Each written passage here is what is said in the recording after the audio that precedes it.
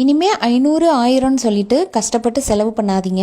உடம்புல ரத்தமே இல்லையா, எப்போ ஹாஸ்பிட்டல் போனாலும் உங்கள் ரத்த அளவு கம்மியாக இருக்குன்னு சொல்கிறாங்களா? அதாவது உதாரணத்துக்கு இப்போ 11 பாயிண்ட் இருக்க வேண்டிய ரத்தத்தில் 5 பாயிண்ட்டு 6 பாயிண்ட்டு தான் இருக்குன்னு சொல்கிறாங்களா? கவலையை விடுங்க.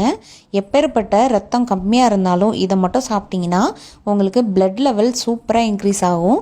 நிறைய பேர் ட்ரை பண்ணிவிட்டு நல்ல ஃபீட்பேக் தான் கொடுத்துருக்காங்க. நானே இதை ட்ரை பண்ணி பார்த்துருக்கேன் friends. Hello friends, welcome to Janas recipes. இன்றைக்கி நம்ம சுவரொட்டி, அதாவது ஆட்டுடைய சுவரொட்டி எடுத்து வச்சுருக்கோங்க. இது பழங்காலத்தில் இருந்தே ரத்தம் கம்மியாக இருக்கிறவங்க, ஆப்ரேஷன் பண்ணவங்க, இந்த கர்ப்பிணி பெண்கள், அதே மாதிரி ரத்த சோகை உள்ளவங்க எல்லாருக்குமே கொடுக்கக்கூடிய ஒரு சிறந்த ட்ரீட்மெண்ட்டுங்க. இப்போ இந்த 2 சுவரொட்டி நான் எடுத்து வச்சுருக்கேன். இதை 2 டம்ளர் தண்ணி ஊற்றி கொஞ்சமாக மஞ்சள் பொடி போட்டு இந்த 2 சுவரொட்டியும் நல்லா வேக வச்சுக்கலாம். அதாவது ஒரு 5 நிமிஷம் மட்டும் மீடியமில் வச்சு கொதிக்க விடுங்க. நல்லா கொதித்ததுக்கப்புறம் இதை தனியாக ஒரு பாத்திரத்தில் எடுத்து வச்சுக்கோங்க ஃப்ரெண்ட்ஸ். இப்போ இதை நம்ம கட் பண்ணுறதுக்கு ஈஸியாக இருக்கும். இதை ரொம்ப வேக வைக்கக்கூடாது. ஒரு 2-3 நிமிஷம் மட்டும் அடுப்பில் வச்சுட்டு எடுத்துடணும். இப்போது இதை குட்டி குட்டி பீசஸாக எடுத்து இந்த மாதிரி கத்தியை வச்சு நல்லா நறுக்கி வச்சுக்கலாம். இப்போ இதை எப்படி பண்ணுறதுன்னு நம்ம இப்போ பார்க்க போகிறோம். இதுக்கு ஒரு கடாய் வச்சுக்கோங்க. அதில் 3 ஸ்பூன் அளவுக்கு நான் ஆயில் ஊற்றிருக்கேன். நல்லா காஞ்சதுக்கப்புறமா இதில் 2 மீடியம் சைஸ் வெங்காயத்தை குட்டி குட்டியாக நறுக்கி வச்சுருக்கேன், அதையும் சேர்த்துக்கலாம். இப்போ நீங்கள் கர்ப்பிணி பெண்கள்லாம் நிறைய பேர் ஹாஸ்பிட்டல் போயிட்டு பிளட்டு கம்மியாக இருக்குது அப்படின்னு சொல்லி வர்றீங்க. அந்த மாதிரி பேஷண்ட்லாம் கவலையே படாதீங்க. இப்போது வெங்காயம் நல்லா வதங்கினதுக்கப்புறமா இதில் பெரிய தக்காளி பழம் ஒன்று சேர்த்துருக்கேன்.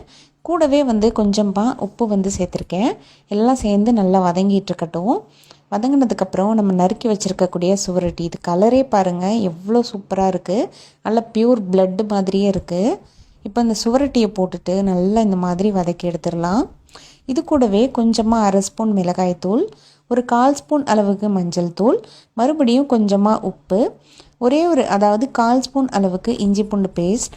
ஏன்னு சொன்னால் நான்வெஜ் அப்படிங்கிறதுனால அந்த டேஸ்ட் நம்மளுக்கு எக்ஸ்ட்ரா கொடுக்கறதுக்காக. இப்போ எல்லாத்தையும் சேர்த்து நல்லா இந்த மாதிரி வதக்கி எடுத்துடலாம். இப்போ இந்த சுவரொட்டியை வேக வைக்கிறதுக்கு ஒரு டம்ளர் தண்ணி ஊற்றிட்டு 10 நிமிஷம் நல்லா சிம்லேயே வச்சு வேக விட்டுக்கலாம். இது வேகிறதுக்கு ரொம்பலாம் டைம் எடுக்காதுங்க. 10 நிமிஷம் நல்லா மூடி வச்சு வேக விட்டுக்கோங்க.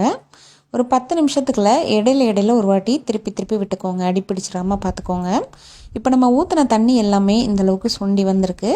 நான் இன்றைக்கி கொஞ்சம் கிரேவி மாதிரி செய்கிறேன், சாதத்தில் போட்டு புரட்டி சாப்பிட்றதுக்கு. இப்போ கடைசியாக இதில் 1 டீஸ்பூன் அளவுக்கு மிளகுத்தூள் சேர்த்துக்கோங்க. மிளகுத்தூள் கண்டிப்பாக சேருங்க, அப்போ தான் இதோடைய முழு சத்து நம்மளுக்கு கிடைக்கும்.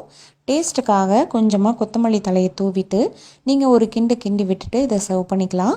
இதை ரசம் சாம்பாருக்கு தொட்டு சாப்பிட்லாம், அல்லது டைரெக்டாக இப்படியே கூட சாப்பிட்லாம்.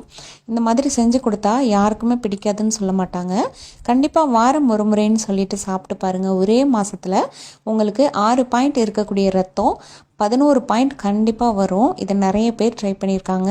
இந்த வீடியோ யூஸ்ஃபுல்லாக இருந்துச்சுன்னா நிறைய பேருக்கு லைக் பண்ணிவிட்டு நிறைய பேருக்கு ஷேர் பண்ணிக்கோங்க. ஜனாஸ் ரெசிபியை சப்ஸ்கிரைப் பண்ணிவிட்டு ஃபாலோ பண்ணிக்கோங்க. தேங்க்யூ. தேங்க்ஸ் ஃபார் வாட்சிங்.